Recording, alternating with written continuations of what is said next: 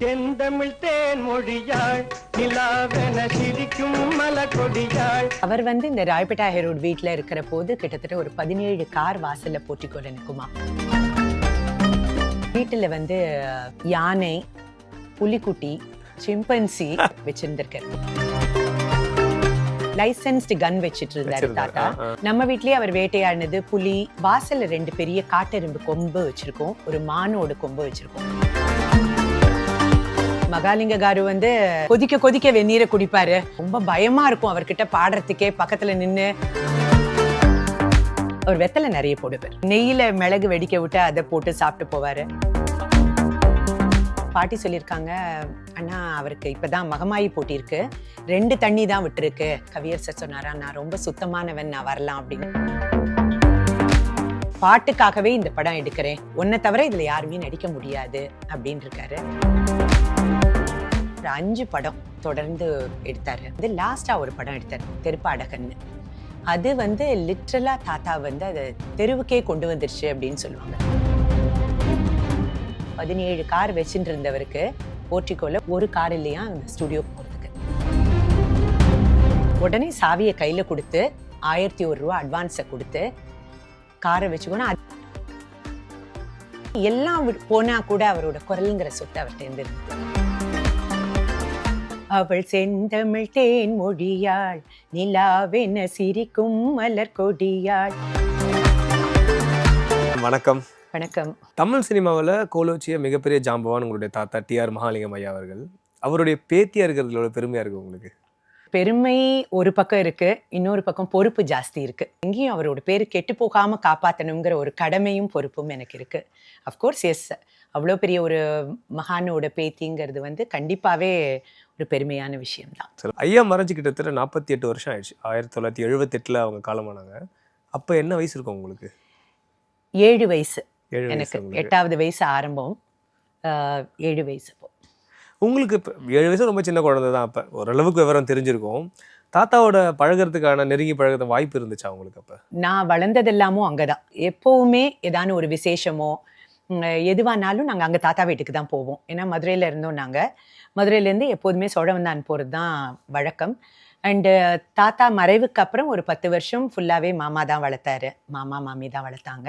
அதனால அங்கேயே தான் இருந்தோம். சோழவந்தானில் தான் இருந்தோம். அதனால ஒரு சிலது ஞாபகம் இருக்குது. ரொம்ப சில ட்ராமா தாத்தாவோட போனது.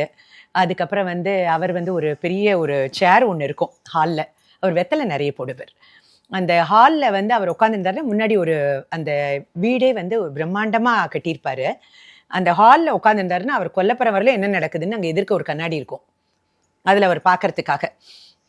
சிசிடிவி கேமரா அந்த காலத்திலே வச்சிருக்காரு. அந்த ஹாலில் அவர் உட்காந்துருக்கிற தோரணை ஒரு சிலதெல்லாம் பசுமையாவே ஞாபகம் இருக்கு. அப்புறம் ஒவ்வொரு வருஷம் தீபாவளியும் போதும் அப்போ அந்த வெள்ளி காசு 1 ரூபா காசு கொடுப்பாங்க. ஸோ எல்லாருக்கும் நமஸ்காரம் பண்ணா 1 ரூபா எல்லாருக்கும் கொடுப்பாரு. பாட்டு சில நேரம் உட்காந்து பாடிட்டு இருப்பாரு தாத்தா. அந்த மாதிரி சில விஷயங்கள் ஞாபகம் இருக்கு. தாத்தா வீட்டில் அடிக்கடி பாடுவாரா? உங்களுக்காக பாடுவாரா இல்லை அவர் ப்ராக்டிஸ் பண்றதை பார்த்துருக்கீங்களா? அப்படி நாங்க பார்த்ததில்லை. ஏன்னா அவர் சாதகம் பண்றதெல்லாம் கால வேளையில பண்ணுவார். நாங்கெல்லாம் சின்ன குழந்தைகள், அப்படி பார்த்ததில்லை. சில நேரங்கள்ல ஹாலில் உட்காந்து பாடுறத கவனிச்சிருக்கோம். கச்சேரிக்கு போற போது அவர் சத்தமா பாடுவார். பாடிட்டு அவருக்கு என்னென்ன கச்சேரி போது குரல் கிளியரா இருக்கா அப்படின்னு 3வது வீட்லயே அவரோட தம்பி லக்ஷ்மணன் ஒருத்தர் இருந்தார், சித்தப்பா. அதனால இங்கிருந்து ஹால்ல இருந்து அவர் லக்ஷ்மணா அப்படின்னு கூப்பிட்ட உடனே அவர் அங்கிருந்து அண்ணா அப்படின்னு ஓடி வருவார். ஸோ இன்னைக்கு வாய்ஸ் கிளியரா இருக்கு அப்படின்னு. அந்த மாதிரி அவரோட இது. ஸோ அது கேட்டிருக்கோம். சூப்பர். நிறைய பேச போகிறோம் தாத்தா பற்றி கண்டிப்பாக. பட் அதுக்கெல்லாம் முன்னாடி செந்தமிழ் தேன்மொழியா பாடல் உங்கள் குரலில் கேட்கணும்னு நினைக்கிறேன் நான். மக்களும் நிச்சயமாக விரும்புவாங்க அதை. அவள் செந்தமிழ் தேன் மொழியாள், நிலாவென சிரிக்கும் மலர் கொடியாள், நிலாவென சிரிக்கும் மலர் கொடியாள், பைங்கனி இதழில் பழரசம் தருவாள், பருகிட தலை குனிவாள். எவர்கிரீன், எக்காலத்துக்கும் நிற்கக்கூடிய ஒரு பாடல் அது நிச்சயமா. அவர் மறைந்து 48 ஆண்டுகள் ஆனாலும் எந்த ஏஜ் குரூப்க்கு வேணா இந்த பாடல் பொருந்தும். சின்ன ஒரு குழந்தைகளுக்கு திடீர்னு போய் டிஆர் மகாலிங்கம் ஐயா தெரியுமா அப்படின்னு கேட்டா யாருன்னு யோசிக்கும். இந்த பாடலை சொன்ன உடனே அது எந்த ஏஜ் குரூப்பா இருந்தாலும் உடனே ஓ எனக்கு அவர் தெரியும் அப்படின்வாங்க.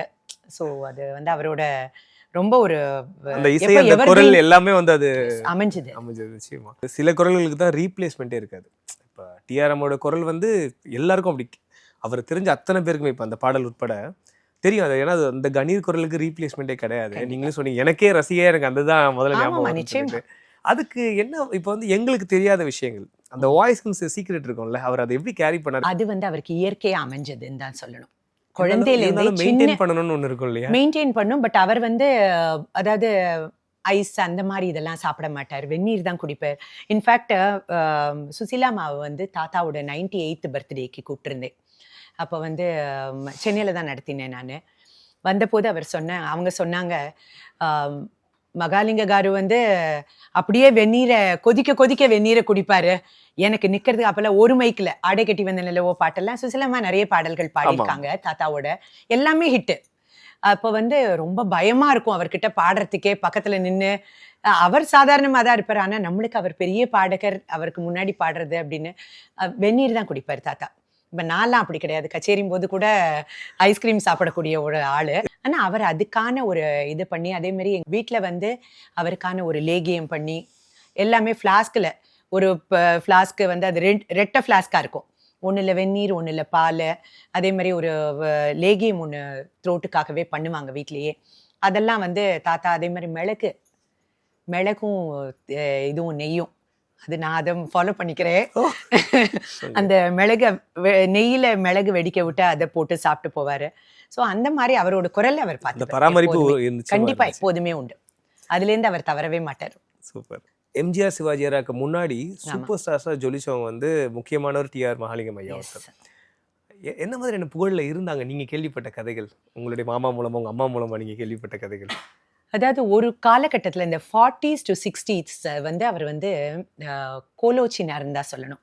நிறைய படங்கள் அடுத்தடுத்து தாத்தாவோட படங்கள் தான், வெவ்வேறு ஹீரோயினோட ரொம்ப நிறைய. அவருடைய பாடல்களுக்காகவே அவருக்கு வாய்ப்பு நிறைய இருந்தது. அண்ட் அந்த காலங்களில் பொறுத்த அளவுக்கு வந்து பாடல்கள் பாடணுங்கிறது ஒரு இதுவா இருந்தது, கட்டாயமா இருந்தது. பாட்டு தெரியணும். அதுக்கு அதே மாதிரி அந்த பாய்ஸ் கம்பெனில இருந்து நாடக மேடையில இருந்தவங்க நிறைய பேர் வந்து நடிக்கிறதுக்கு வந்தாங்க. அப்ப பாடல்கள் தெரிஞ்சவங்க தான் வந்து மோஸ்ட்லி அதுல வந்து கம்பீட் பண்ண முடியும். அதுல இது அவருக்கு ஒரு பிளஸ்ஸா அமைஞ்சது. 40கள்லயே நீங்க சொன்ன மாதிரி தாத்தா ஒரு மிகப்பெரிய ஹீரோ. அந்த காலகட்டத்திலேயே ₹1,00,000 மேல சம்பளம் வாங்கினதை கேள்விப்பட்டிருக்கோம். ஆமா. ஸோ அந்த அளவுக்கு ஒரு பாப்புலாரிட்டியும் இருந்துச்சு, அந்த அளவுக்கு டிமாண்டும் இருந்துச்சு இல்லையா அவருடைய நடிப்புக்கும் சரி குரலுக்கும் சரி. ரொம்ப ஆடம்பரமா வாழ்ந்தாங்க அப்படின்றதையுமே நாங்கள் கேள்விப்பட்டிருக்கோம். அது உங்களுக்கு தெரிஞ்ச நினைவுகள் பற்றி சொல்லுவோம். ஆமா, அவர் வந்து இந்த ராய்பேட்டா ஹெரோட் வீட்டில் இருக்கிற போது கிட்டத்தட்ட ஒரு 17 கார் வாசல்ல போட்டிக்கோல நிற்குமா. அவருக்கு கார் ரொம்ப பிடிக்கும். அதே மாதிரி வீட்டில் வந்து யானை, புலிக்குட்டி, சிம்பன்சி, மாடு, ஆடு, நாய்கள் ஒவ்வொன்றும் ஈவினிங்ல வந்து அந்த நாய்க்கு காரை வச்சு, இது ராய்பேட்டா ஹைரோட்ல தானே இருந்தாங்க இல்லையா, அந்த மெரினாக்கு கார்ல போகுமா நாய்க்குட்டி எல்லாம். யானை, புலிக்குட்டி, சிம்பான்சின்றதெல்லாம் நம்ம ஜூல பாக்குறோம் இல்ல காடுகள்ல பாக்குறது. ஆமா, அவ்வளோ அலாதி பிரியமா விலங்குகள் மேல. எஸ், அது இருந்தது. அண்ட் யானை இன்ஃபேக்ட் சோழவந்தான் வீட்டுக்கு போனதுக்கு அப்புறம் கூட வச்சிருந்திருக்காரு யானை. ஆமா, எத்தனை? ஒரு யானையா? ஒரு யானை. புலிக்குட்டி அது என்னன்னா கொஞ்சம் சின்னதுல வச்சிருந்தார் போல் இருக்கு. ஒரு தடவை மாமாக்கு ஏதோ அடிபட்டுருது, இதெல்லாம் கேள்விப்பட்டதுதான். அடிபட்ட உடனே அந்த பிளட் ஸ்மெல்லுக்கு ஒரு மாதிரி உருன்னு பண்ண ஆரம்பிச்சதுன்னு உடனே கொண்டு போய் இதுல விட்டாங்களாமா. அதனால அதுக்கப்புறம் புலிக்குட்டி. சிம்பான்சி இருந்ததுக்கு கொஞ்ச நாளைக்கு தாத்தா கூப்பிட்டாதான் இறங்கி வருமா. அது வந்து அவர் சந்திரபாபு அங்கிள் வந்து சொல்ற போது சொல்லுவாராம், அவர் வந்து கூப்பிடுவாராம், அதை வராதான். தாத்தா வந்து அதை கூப்பிட்ட உடனே இறங்கி வருமா. தாத்தாக்கு வேட்டையாடுறது பிடிக்கும் அப்படின்னு சொல்லி கேள்விப்பட்டிருக்கோம். அடர்ந்த காடுகளுக்கு தனியாவே போவாருன்னு சொல்லி. அந்த கதைகள் உங்களுக்கு தெரியுமா? கதைகள், காடுகளுக்கு போன கதைகள் தெரியல. ஆனா தாத்தா லைசன்ஸ்டு கன் வச்சுட்டு இருந்தாரு தாத்தா. அது வச்சுட்டு நம்ம வீட்லயே அவர் வேட்டையாடினது புலி. அதுக்கப்புறம் வந்து வாசல்ல 2 பெரிய காட்டெரும்பு கொம்பு வச்சிருக்கோம், ஒரு மானோட கொம்பு வச்சிருக்கோம் வீட்டு வாசல்லையே, அந்த முகப்புல இருக்கும் அது.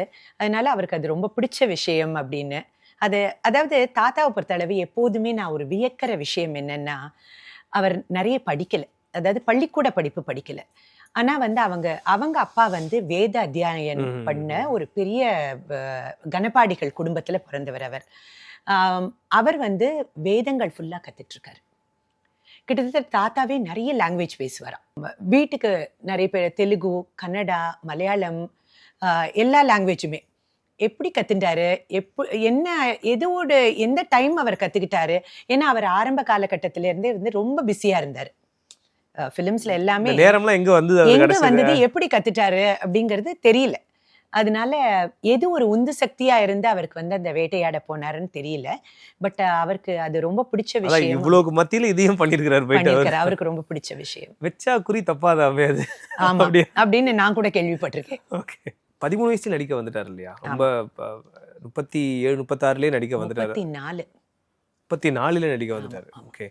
ஸோ அந்த வாய்ப்பு எப்படி? அவன் சினிமா ஆசை இருந்துச்சு அவருக்கு. ஏன்னா ஒரு வேதம் சொல்லி கொடுக்குற குடும்பத்துலேருந்து வந்திருக்கிறாங்க. சினிமாக்கும் அதுக்கும் சம்மந்தம் இல்லை. எப்படி சினிமா ஆர்வம் வந்துச்சு அவருக்கு? இல்லை, அவருக்கு ஆர்வம் அல்ல. அவர் குழந்தையிலேருந்தே ரொம்ப அருமையாக பாடக்கூடியவர். ஒரு தடவை வந்து ஏவிஎம் மேப் செட்டியார் அவர்கள் வந்து எங்கேயோ கேள்விப்பட்டிருக்காரு. இந்த மாதிரி இந்த ஒரு கிராமத்தில் வந்து தென்கரை கிராமத்தில் வந்து மகாலிங்கம்னு ஒரு பையன் ரொம்ப அருமையாக பாடுறான்னு. இவர் அப்போ குடுமி வச்சுட்டு இருப்பாராம் தாத்தா தலையில. ஏன்னா வேதம் கற்றுக்கிறாங்கங்கிறப்ப அது அந்த வழக்கத்துக்கு குடுமி வச்சுட்டு இருக்காரு. வாசலில் விளையாடிட்டு இருந்தாராம்மா. மேப செட்டியார் அங்கிள் வந்து தாத்தா கிட்ட வந்து, அப்பா இந்த ஊர்ல யாருப்பா மகாலிங்கம்னு ஏதோ ஒரு பிள்ளை பாடுறதுன்னு உடனே அவர் சொல்லியிருக்காரு, நான் தான் அப்படின்ட்டு இருக்காரு. உடனே உங்க வீட்டுக்கு போக முடியுமான்னு உடனே சரின்னு வீட்டுக்கு போயிருக்காங்க. போன போது அவங்க அப்பா ஒத்துக்கலை. இந்த மாதிரி நாங்கள் ஒரு படம் பண்ண போகிறோம், அதுக்கு வந்து உங்கள் பையனை நடிக்க வைக்கணும், ஏன்னா பாடல்கள் ரொம்ப நல்லா பாடுறாருன்னு. ஏன்னா அந்த காலத்தில் வந்து எஸ்ஜி கிட்டப்பா அவர்களோட துவனி அவருக்கு இருந்திருக்கு. அப்போ அந்த மாதிரி வாய்ஸ் இருக்குன்னு உடனே நாங்க வந்து, ஏன்னா அவர் ரொம்ப நாள் இல்லையா, அதேயோட ரெப்ளிகா இறந்துட்டாரு. ஆனா என்ன மாபெரும் பாடகர். அதனால அந்த அவரை வந்து நாங்க நடிக்க வைக்கணும்னு முதல்ல வந்து ஒத்துக்க மாட்டேன்ட்டாராம். இல்ல என் பிள்ளை எல்லாம் சினிமாக்கெல்லாம் போகக்கூடாதுன்னு. தாத்தாக்கு ஒரு பெரிய அண்ணா இருந்தாரு, சுந்தரசுவாமின்னு.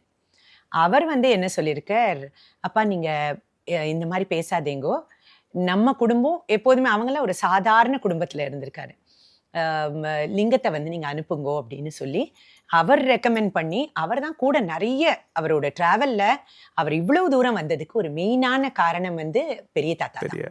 அவர் ரொம்ப சப்போர்ட்டிவாக இருந்து எதுவானாலும் கூட நிற்பார். சின்ன பையனா இருக்கிறதுனால அவர் கூடவே இருந்து நிறைய அவருக்கான சப்போர்ட் கொடுத்துருக்கார். அப்படி வந்தது தான் வந்து நந்தகுமார், தாத்தாவோட ஃபர்ஸ்ட் படம். அதுல வந்து அவர் கிருஷ்ணரா வந்திருப்பார். அதுல அப்போ பூனேக்கு ஷூட்டிங்க்கு கூட்டிட்டு போனாங்களாம். அதில் என்னென்னா கூட்டிகிட்டு போன உடனே அவங்க என்ன சொல்லியிருக்காங்க, நீ முதல்ல தலைமுடி கட் பண்ணணும்னு இருக்காரு. ஒத்துக்கவே இல்லையா தாத்தா. ஐயோ இதெல்லாம் தலைமுடியெல்லாம் கட் பண்ணவே முடியாது அப்படின்னு சொல்லிட்டு, கிராப் வச்சுருந்தா தான் சினிமாவில் நடிக்க முடியும் அப்படின்னதுக்கு அவர் அப்போ அதை ஒத்துக்கவே இல்லையா. நான் அதுக்கு மட்டும் விடமாட்டேன்னுட்டு அப்புறம் அவங்க சொல்லி கன்வின்ஸ் பண்ணி, சினிமாக்குன்னு வரப்போது இப்படி தான் இதுக்குன்னு சில இதெல்லாம் இருக்குது அப்படின்னு சொல்லி, அதுக்கப்புறம் தான் அவ்வளோ சின்ன வயசில் ஊர்லேருந்து வரப்போது ஒரு பெட்டி நிறைய துணிகளும் இதுவும் கொண்டு வந்த போது அவர் வந்து சொன்னாராம், எனக்கு எவ்வளோ ட்ரெஸ் இருக்கு. ஏன்னா ஒரு என்ன மிஞ்சி போனால் ஒரு வைதிக குடும்பத்தில் என்ன இருக்கும், ஒரு வேஷ்டியும் ஒரு துண்டும் தான் கொடுத்துருப்பா. வேற விதமான ட்ரெஸ் துணி ஒரு பொட்டி நிறைய கொண்டு வந்தாராமா தாத்தா. அந்த வயசுல அந்த குழந்தைக்கு அது சந்தோஷமா இருந்திருக்கும்ல அவர் ட்ரெஸ் பார்த்த உடனே. இதுக்கப்புறமா ஒரு ஒரு ஒரு 8 வருஷத்துல வந்து ஒரு 20 வயசுக்கு அப்புறமா ஒரு பண்ற படம் ஸ்ரீவள்ளி பண்றாரு. ஆமாம்.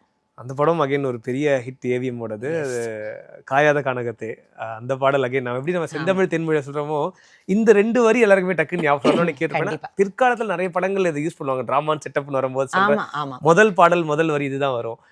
அந்த படம் அனுபவம் லட்சுமி அம்மாவோட அம்மா அதுல நடிச்சிருப்பாங்க, குமாரி ருக்மணி. அதோட மெமரிஸ் ஏதாவது உங்களுக்கு ஞாபகம் இருக்கா ஸ்ரீவள்ளி பத்தி? ஏதாவது படமோட ரீச் அவருக்கு கொடுத்தது அந்த படம்? இல்ல அதுவுமே தாத்தாக்கு ஒரு பெரிய பிரேக். அது ஏவிஎம்முக்கும் ஒரு பெரிய பிரேக்.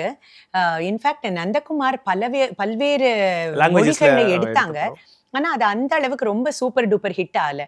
ஆனா ஸ்ரீவள்ளி வந்து ஒரு ஏவிஎம் ப்ரொடக்ஷனுக்கும் சரி தாத்தாக்கும் சரி ஒரு பெரிய பிரேக் த்ரூ. அண்டு ஃபஸ்ட்டு வந்து ஸ்ரீவள்ளியில தான் வந்து அந்த பிளேபேக்குங்கிறத கொண்டு வந்தது. ஏன்னா வந்து ஹீரோயின் அவங்களுக்கு பாட தெரியாது அப்படிங்கிற போது அது பிளேபேக் அப்போ தான் ஃபஸ்ட்டு இன்ட்ரடியூஸ் பண்ணுறாங்க. 50ஸ்ல நீங்கள் சொன்ன மாதிரி ரொம்ப பீக்கில் நிறைய படங்கள் பேக் டு பேக் பெரிய ஹிட்ஸு நீங்கள் எல்லாமே சொன்னீங்க. அதுக்கப்புறம் புகழை பற்றி செகண்ட் இன்னிங்ஸ்னு வரும்போது வந்துட்டு நீங்கள் சொன்னீங்க தாத்தாக்கு வந்து கொஞ்சம் மார்க்கெட் கொஞ்சம் குறைஞ்ச காலகட்டம் அது.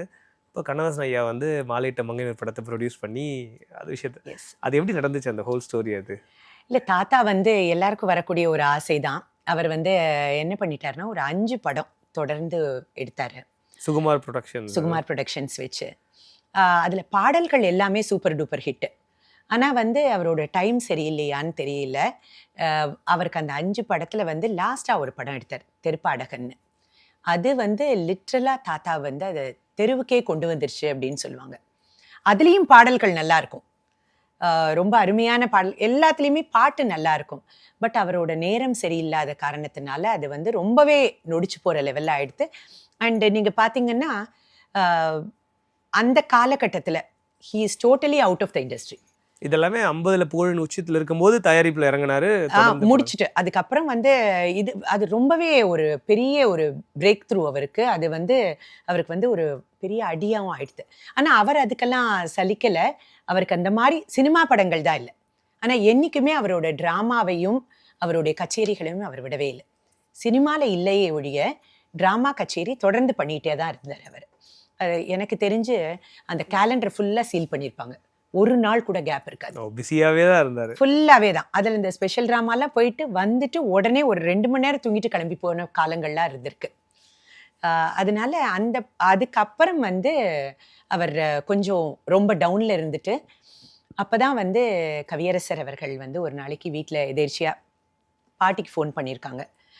பண்ணிட்டு பாடல்களுக்காகவே இந்த படம் எடுக்கணும் அப்படின்னு ஏஎல்எஸ் ப்ரொடக்ஷன், கவியரசரோட இது, அவரோட பிரதர் தானே, அண்ணனோட இதுதான். அப்போ வந்து பாட்டிக்கு ஃபோன் பண்ண உடனே பாட்டி சொல்லியிருக்காங்க, அப்போல்லாம் ரொம்ப மோசமான நிலைமையில இருந்திருக்காங்க அவங்க. பாட்டி சொல்லியிருக்காங்க, அண்ணா அவருக்கு இப்போ தான் மகமாயி போட்டிருக்கு, 2 தண்ணி தான் விட்டுருக்கு, 3வது தண்ணி கூட இன்னும் விடலைன்னு. உடனே கவியரசர் சொன்னாரா, நான் ரொம்ப சுத்தமானவன், நான் வரலாம் அப்படின்னு. சாதாரணமாக சொல்லுவாங்க இல்லையா, எங்கேயாவது அம்மா போட்டியிருந்தேன்னா வெளியாட்கள் உள்ள வரக்கூடாதுன்னு. அப்புறம் இவங்களுக்கு எதுவும் சொல்ல தெரியல, சரி வாங்கன்னு வந்த உடனே தாத்தாட்ட சொன்னாராம், அம்பின் தான் இண்டஸ்ட்ரியில் எல்லாருமே தாத்தாவை கூப்பிடுவாங்க செல்லம்மா. அது எந்த ஏஜ் குரூப்ல எல்லாருமே அம்பின் தான் கூப்பிடுவாங்க. இவரை வச்சு படம் எடுக்கிறேன்னு உடனே அவர் சொல்லியிருக்காரு, நான் இண்டஸ்ட்ரியிலேயே இல்லையே, என்ன வச்சு படம் பண்ணுறீங்களே அப்படின்னு கேட்டபோது, இல்லை பாட்டுக்காகவே இந்த படம் எடுக்கிறேன், அதனால ஒன்றை தவிர இதில் யாருமே நடிக்க முடியாது அப்படின்னு இருக்காரு. கார்த்தால ஏவிஎம் வந்துருங்க அப்படின்னு சொன்ன உடனே தாத்தா வந்து 17 கார் வச்சுட்டு இருந்தவருக்கு போர்ட்டிகோல ஒரு அதே ராயப்பேட்டா ஹைரோட் வீட்டில் தான் இருக்காரு, ஒரு கார் இல்லையா அந்த ஸ்டுடியோக்கு போகிறதுக்கு. அப்போ வந்து கவியரசர்கிட்ட சொல்லியிருக்காரு, எனக்கு காலையில் வரத்துக்கு கார் இல்லை அப்படின்னு. நம்ப மாட்டீங்க நீங்கள், ஒரு பிளைமுத், பிளாக் கலர் பிளைமுத்தை உடனே சாவியை கையில் கொடுத்து 1001 ரூபா அட்வான்ஸை கொடுத்து காரை வச்சுக்கோனா, அதுக்கப்புறம் அந்த காரை அவர்கிட்டயே கொடுத்துட்டார். யாருக்கு மனசு வரும் சொல்லுங்கள்? அது அதாவது கடைசி வரலும் சோழவந்தான் வீட்டில் சொல்கிற போதே கூஸ்பம்ஸாக இருக்குது. ஹாலில் எல்லா சுவாமி படங்களும் மாட்டி, பெரிய பால்கனி, சென்ட்ரலில் ஹால் இருக்கும், கிட்டத்தட்ட ஒரு 100-200 பேர் உட்கார்றாப்புல இருக்கும்னு வச்சுக்கோங்களேன். அந்த மேலே வந்து எல்லா சுவாமி படங்களும் இருக்கும். எங்களுக்கு எப்போதுமே ஜாதி மத பேதம்லாம் கிடையாது.